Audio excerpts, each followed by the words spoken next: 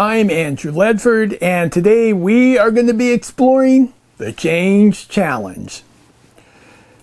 And this is going to be all about transitions. Transitions always involve change, now don't they? So we can look back to how our early ancestors responded to change. In fact, our first religions were no doubt in response to the changes of nature. If we think about it, we still do this today. Back in the Neolithic, the Mesolithic, the Paleolithic, I would imagine we were celebrating change, the rising of the sun, the setting of the sun, going from waking to sleeping, the changing of the seasons, summer solstice, fall, winter solstice, the springtime. And these have evolved over the millennium. We still, like I say, we still do this. Most Christians celebrate their religion at the end of the week, the beginning of a new week. Winter solstice, Christmas time. The spring, Easter.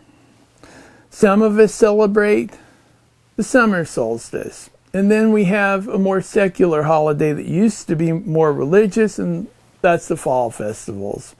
For us in America, it's usually Thanksgiving, but this is a tradition that was carried from Europe. So in Europe, it has a very old history.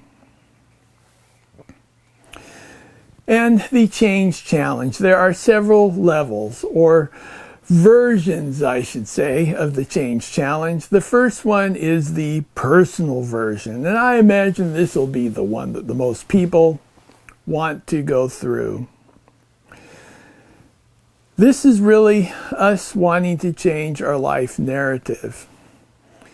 It's discretional. It's something that we choose to do. We choose a goal, a new mission in life. And this is what I consider the personal version of the Change Challenge. Then we get to what I call the business version of the Change Challenge. Many people call this change management. But even if you put a few new protocols in place, a few new systems in place, if you can't get people to change, the whole thing's going to fall flat. And usually you have to get the orientation of management to change before you're going to get the whole organization, before you're going to move the organization in a new direction. So again, this gets back to the Change Challenge. How is management going to change from what's holding them back, the past, to going someplace new, the new vision for the business? And then the next one. This, I think, will be the one with the fewest people who are interested in this. And this is more the mystical experience. This is what the spiritual quest, so the mystical experience, the religious experience, going to a higher place, a new type of knowledge that transcends the normal, the greed, the hate that most people experience. And this is something that we're constantly doing. We're constantly changing. We're constantly going from becoming to being to becoming something new. Good example of this is our own life story, the episodic nature of life.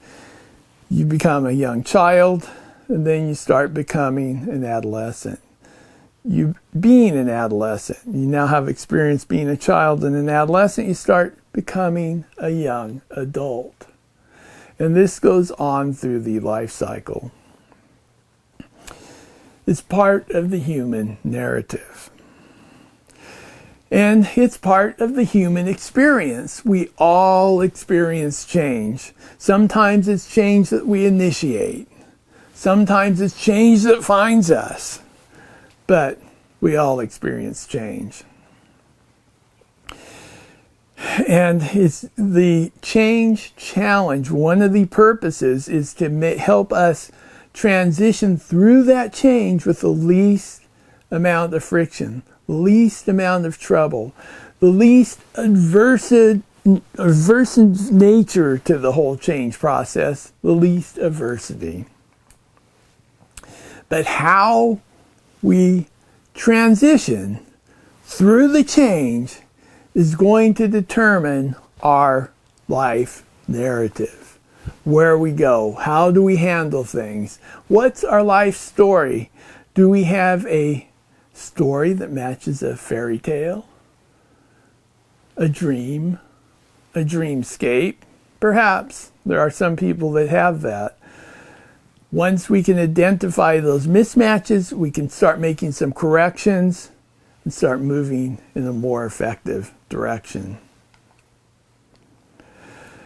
So how are we going to look at these things? What are we going to look at? Again, we're going to look at some of our basic core driving emotions: fear, greed, hate, love.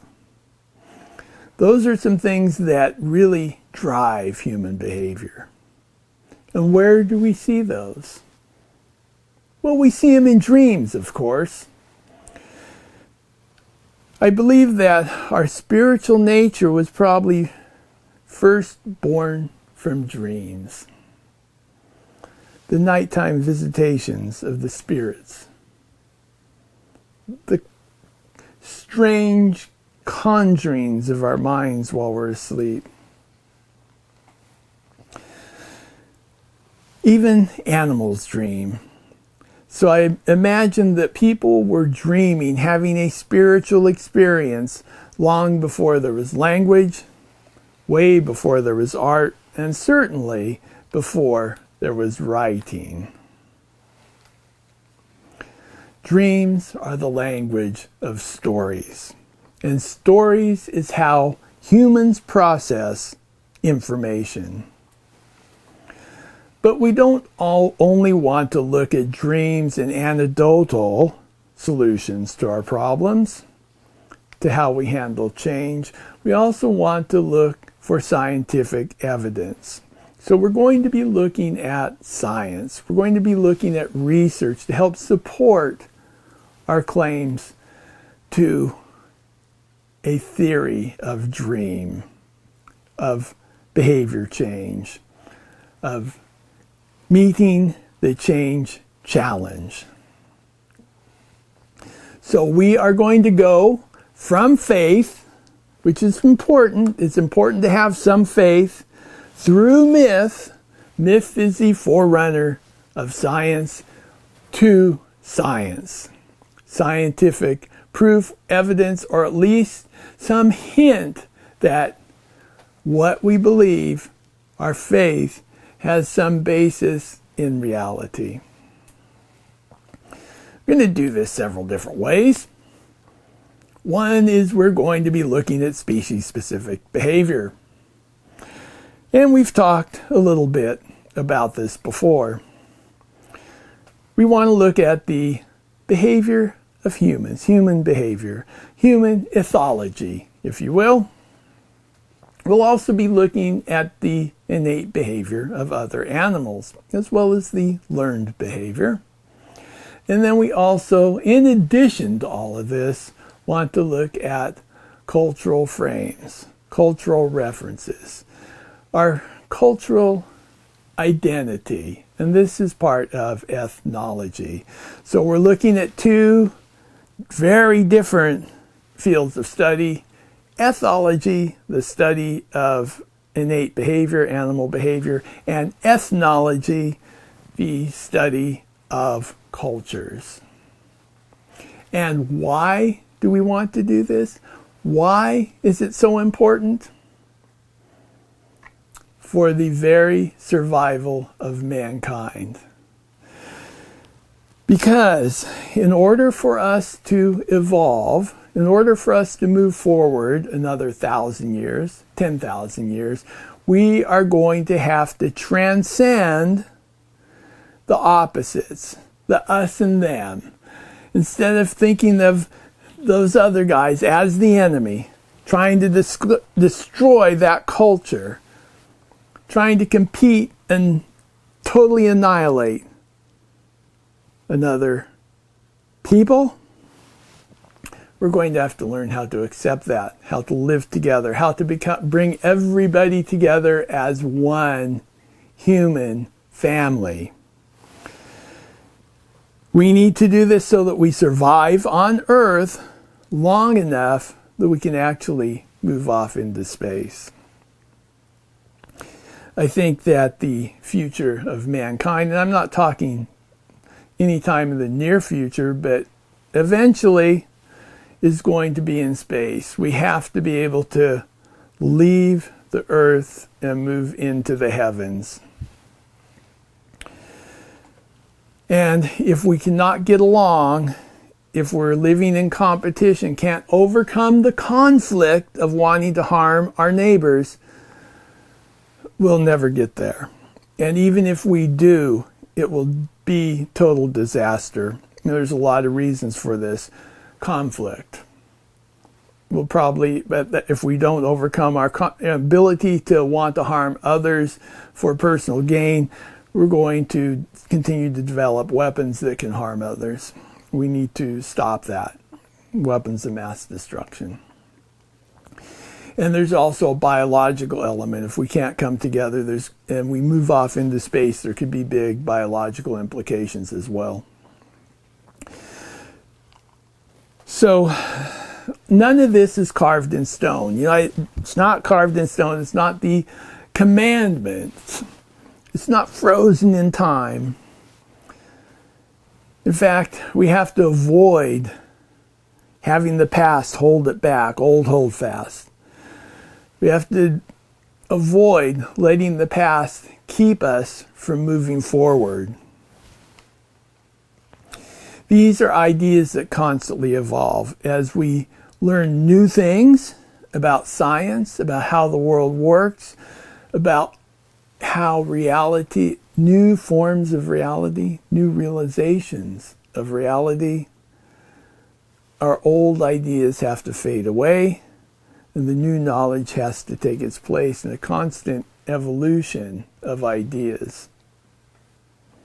And the same thing goes for the emerging traits that I talked of earlier, the reason we need to change. These are emerging traits, whether they start off as social traits, ethnology, and move towards a more accepting culture, more caring culture, or whether it's biological and we start doing that as a part of our human nature. It's going to be much quicker. We're going to see results much sooner if we do it through culture. But the culture can influence the biology. And I believe that really for the future of mankind, we have to change that biology and it has to become an emerging trait of where we stop this insidious killing of each other. I mean, it serves a good purpose. It keeps the population down, but we also need to control that in another way. And start stabilizing our world, basically, to the future.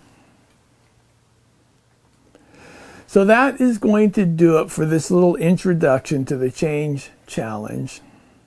Come join me on the quest for change, for changing your life. As always, I am wishing you the very best in life. Have a wonderful day. Bye-bye.